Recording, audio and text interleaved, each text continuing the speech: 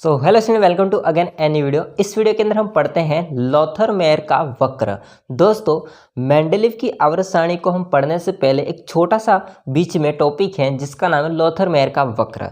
Lothar Meyer के वक्र में कुछ बात है उसके वक्र से रिलेटेड, और मेंडलीव आवर्त सारणी जो पढ़ेंगे तो उसमें जो भी मेंडलीव ने बात की है उसके लिए लोथर-मेयर का जो नियम होता है उस पर थोड़ा बहुत आधारित है मेंडलीव की आवर्त सारणी। कहने का मतलब यहाँ पर जो चीज़ बताई है उसका यूज़ मेंडलीव की आवर्त सारणी में किया गया है। तो इसको पढ़ते हैं ध्यान से, तो वीडियो को एंड तक देखना। चलिए अपन स्टार्ट करते हैं। देखिए ध्यान से दोस्तों, अगर हम बात करते हैं लोथर-मेयर का वक्र, हालांकि लोथर-मेयर का ग्राफ या वक्र, कर्व बोलो या ग्राफ बोलो एक ही बात है, तो इस बात को ध्यान रखना, ठीक है दोस्तों। लोथर-मेयर जो था वो दोस्तों जर्मन रसायनज्ञ था, जर्मन रसायनज्ञ था, रसायनज्ञ लोथर-मेयर, ठीक है। लोथर-मेयर, लोथर-मेयर उन्होंने 1869 में, सन 1869 में एक वक्र या ग्राफ बनाया।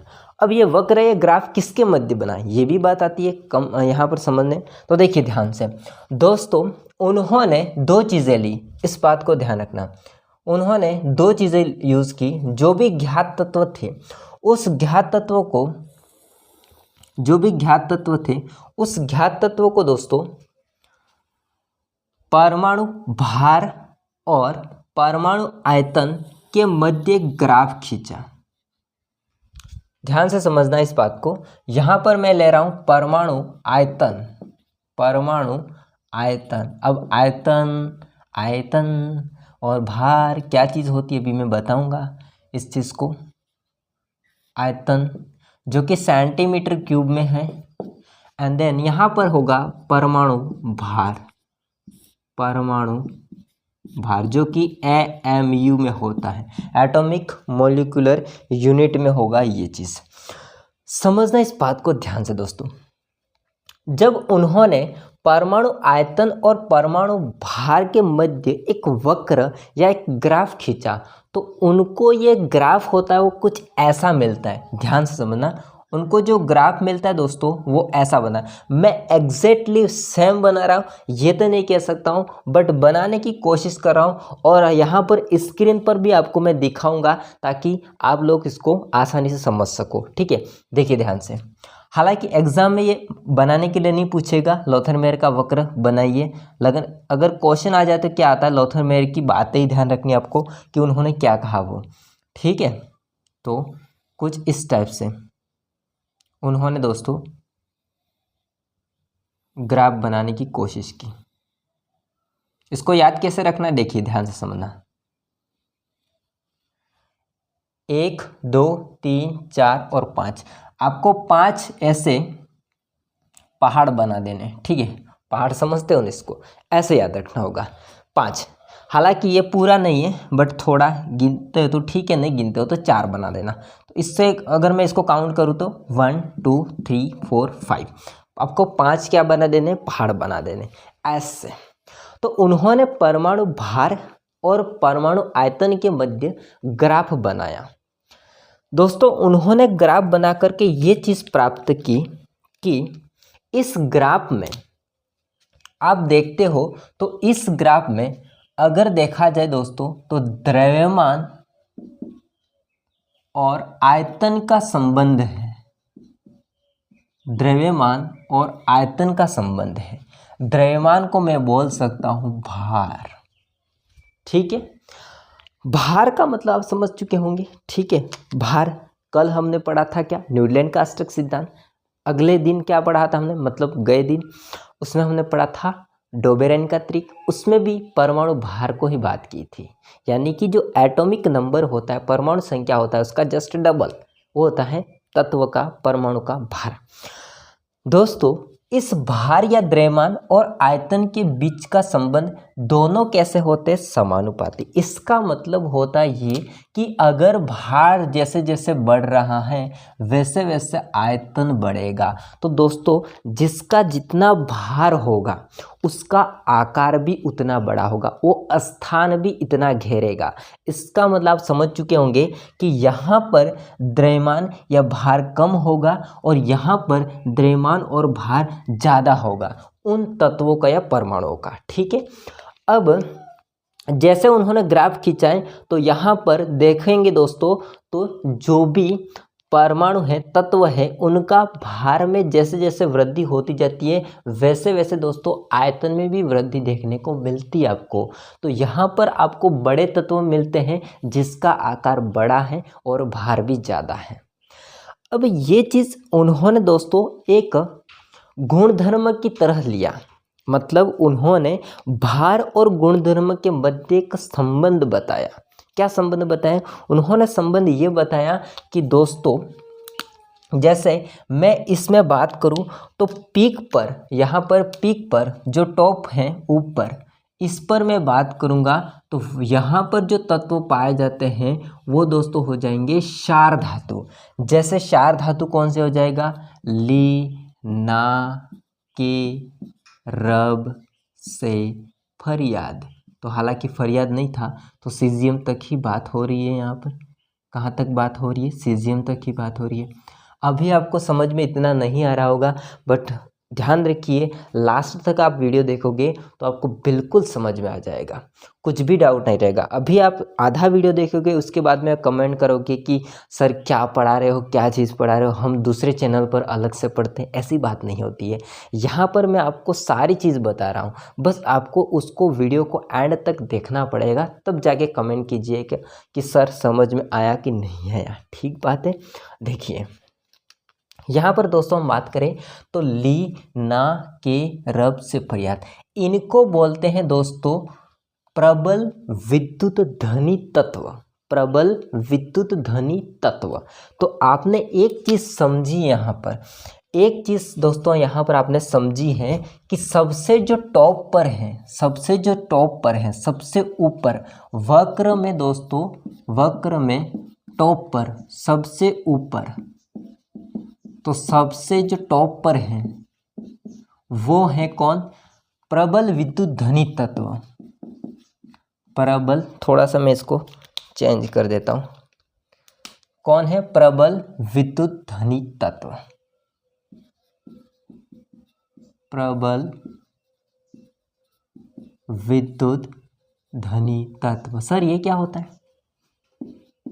तो देखिए ध्यान से इसको समझिए।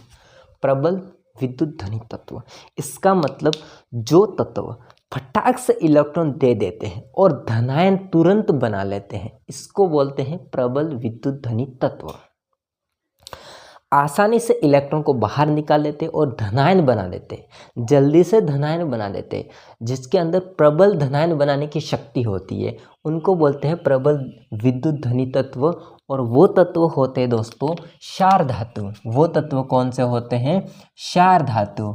और क्षार धातु कौन सी होती है तो आपको बताने की जरूरत नहीं है दोस्तों, वो कौन सी है जो कि मैंने यहाँ पर लिखी है, lithium, sodium, potassium, rubidium, caesium.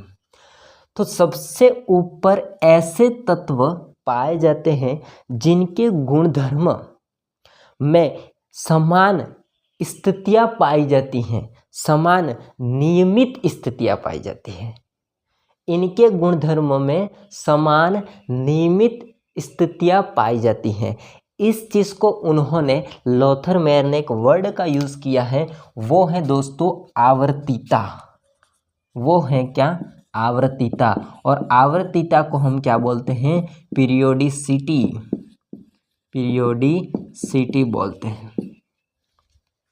अब इसको एक अच्छे से एग्जांपल से मैं आपको समझाने की कोशिश करता हूँ। देखिए ध्यान से, सप्ताह में 7 दिन होते हैं, मंडे से लेकर के सैटरडे तक 6 दिन हो जाएंगे, उसके बाद में संडे आता है, फिर वापस से मंडे से सैटरडे तक 6 दिन होते हैं, उसके बाद में 7वां दिन आता है संडे, फिर वापस से मंडे से लेकर के सैटरडे तक 6 दिन होते हैं, 7वां दिन आता है संडे।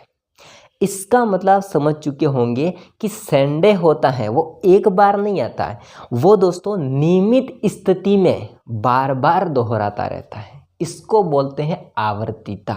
इसको क्या बोलते हैं दोस्तों? आवर्तिता, एक नियमित स्थिति में बार बार दोहराना, इसको बोलते हैं आवर्तिता। यही आवर्तिता या आवर्ती फलन होता है। इस वर्ड का यूज़ होगा वो जब हम मेंडलीव की आवर्त सारणी पढ़ेंगे उसमें आपको देखने को मिलेगा। तो यही बात मैं बोल रहा था कि मेंडलीव की आवर्त सारणी होती है दोस्तों, उसमें आवर्ती फलन वर्ड यूज़ किया गया है या आवर्तिता यूज़ किया गया है। जो पीरियोडिसिटी यूज़ किया गया है वो सबसे पहले लोथर मेयर ने अपने वक्र में किया था। ठीक बात है, ओके। देखिए ध्यान से, एक बात तो समझ में आ गई कि इनके गुणधर्म होते हैं वो समान होते हैं, इसके गुणधर्म कैसे होते हैं, समान होते हैं, और ये तत्व होते हैं अपने एक समान नियमित स्थितियां पर उपस्थित होते हैं। ये टॉप पर है तो ये भी टॉप पर है, ये भी टॉप पर है, ये भी टॉप पर है, ये भी टॉप पर है, बीच में आपको नीचे जाता हुआ ग्राफ देखने को मिलता है। इसके बाद में दोस्तों अगर हम बात करेंगे तो नीचे और तत्व आते हैं। देखिए इसको, जैसे मैं यहाँ पर बात करूँ तो यहाँ पर आ जाएगा दोस्तों बेरिलियम, बेटा, मांगी, कार, स्कूटर, बाफ, राजी। तो ये जो तत्व हैं जो नीचे आ रहे हैं, जो एक अवरोही स्थिति में स्थित है। अवरोही का मतलब छोटे से बड़े क्रम में, ठीक है।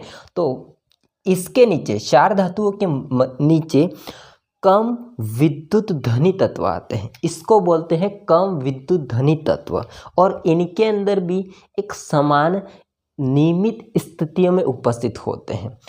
ठीक है, इनके सारे के गुणधर्म होते हैं वो सेम होते हैं। ठीक है, मैं इस बात को लिखता हूं कि ये कैसे होते हैं, वक्र में कौन से क्रम में स्थित होते हैं, अवरोही, इसके नीचे, ठीक है, अवरोही क्रम में। ये कहाँ पर है, नीचे, सबसे नीचे नहीं है, नीचे, ठीक है। कौन होते, कम प्रबल विद्युत ध्वनि तत्व। अब दोस्तों ध्यान रखिए, अगर मैं इसकी बात करूं कम विद्युत प्रबल विद्युत ध्वनि तत्व, मतलब ये धनायन बनाते हैं लेकिन इतना ज़्यादा नहीं बनाते हैं जो कि ऊपर बना रहे हो, इनको बोलते हैं क्षार मृदा धातु तत्व। क्षार मृदा क्षार धातु तत्व है, क्षार मृदा धातु तत्व। ठीक है दोस्तों, तो ये सेकंड बात हो जाएगी। तो इसके नीचे आते हैं आपके क्षार मृदा धातु तत्व, जो कि एक अवरोही क्रम में स्थित होते हैं, जो कि मृदा धातु के नीचे आते हैं। इसके बाद में दोस्तों और तत्व की बात होती है, जो कि दोस्तों ये थर्ड बात है कि ये तत्व जो होते हैं वो इनके नीचे आते हैं, वो तत्व है हैलोजन। हैलोजन को मैं यहाँ पर दर्शाने की कोशिश करूँ दोस्तों, तो ये ब्रोमीन, क्लोरीन, इसको मैं थोड़ा सा आपको दिखाने की भी कोशिश करता हूँ। देख लीजिए ध्यान से, वक्र के अंदर आप लोग ध्यान से देखना दोस्तों।